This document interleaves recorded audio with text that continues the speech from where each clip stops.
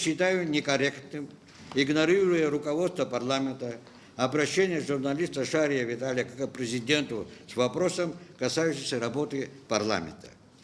Второе. Следует также уточнить, что если не считать прошедшие с 13 апреля праздничные и выходные дни, то парламент 6-го созыва работает всего около 1 месяца.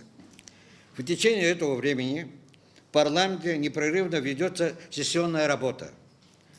Как известно, сессия парламента складывается из заседаний парламента, комитетов, комиссий, работы депутатов во фракциях, группах, комиссиях, парламентских слушаний, индивидуальной работы депутатов с избирателями, парламентских расследований, контроля и так дальше. В течение указанного времени проведены несколько заседаний парламента, сформированы комитеты парламента, избраны председатели комитетов, их заместители, принят примерный план законотворческой деятельности Народного собрания парламента Республики Абхазия на 2017 год, приняты десятки постановлений и заявлений Народного собрания, продолжается формирование различных парламентских комиссий, депутаты выезжают по приглашению за рубеж для участия в различных форумах и так далее.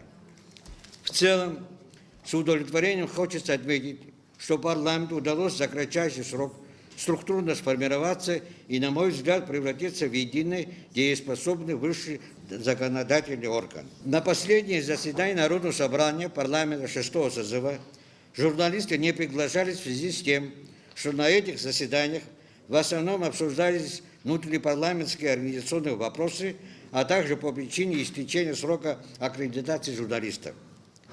Наконец, хочется подчеркнуть, что только парламент правомочен определять, когда проводить сессионное заседание, формировать повестку дня, решать, кого приглашать на эти заседания и другие вопросы, находящиеся в ведении Народного собрания.